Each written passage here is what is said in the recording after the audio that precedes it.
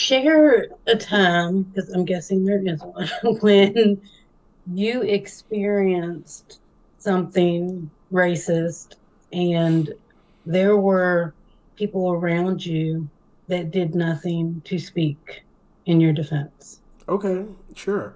Um, And what would you have liked them to have done? okay. This is kind of like a combo. It's a combo being black and being a man. Okay.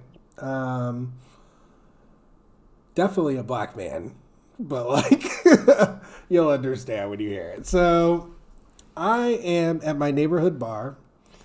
I know the bartenders post work Friday, I think even, and we're hanging out with my friends, chatting. Ironically, talking to the friend I mentioned earlier who ignored all of my racism claims.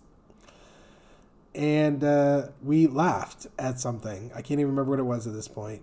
But the woman behind us thought we were laughing at her for some reason. And so I just turned around and I was like, yeah, no, we were not talking about you. We were not laughing about you. But she gave me that look, that dehumanizing look, which I saw. She also was extremely rude, which I saw. So I just kind of like turned around. Next thing I know, she's shouting, "My purse! My purse! He's trying to steal my purse!" And she's like screaming it to the entire bar. The whole bar goes silent. This is a huge bar. The whole bar is silent. She's screaming that I'm trying to steal her purse and pointing at me. Now her purse is right there in between us. Like I didn't try to move. I just like stood there. I was staring at her. Um, I didn't see that coming. I didn't see any of that coming. So I was just like enraged. Basically, is like the best way I could say. I don't know if there's a time I've been angrier than that actually. As enraged, but I knew that I had to like just not do anything. Basically, I knew there was nothing I could do in that situation, and that's what she knew too, and that's why she did it. And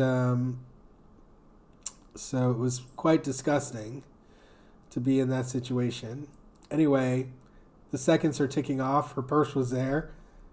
I, I started feeling like I had to defend myself. Nobody was saying anything. Literally, it was just pure silence. And so I was like, yeah, I don't need to steal her purse. Like, her purse is right here. Like, I have no reason to steal her purse. Like, I come here all the time. I know everybody here. I always pay my bill. Like, I don't steal. Her purse is right there. Everything's there. And then everyone just like went back to eating and drinking and talking. And my friend tried to get me to forget about it. She was just like, just forget it. Just ignore her. And everyone just went back and acted like nothing happened.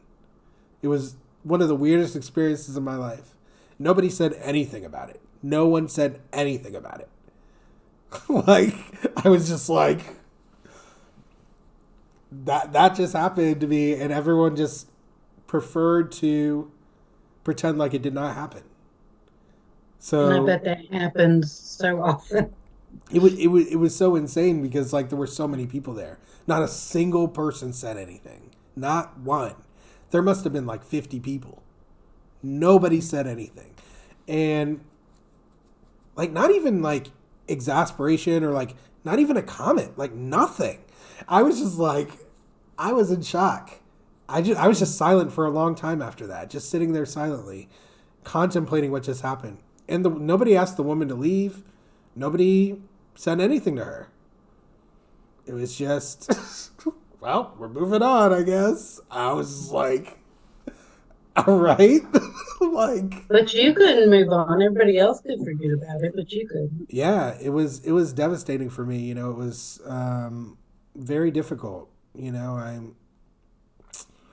It was such a shame. It was sad. But just like you, it was kind of like a realization I was having, right? Of like how I was viewed, like nobody clearly gave a crap about my feelings in that position or like, you know, what it might have meant for me if someone believed her.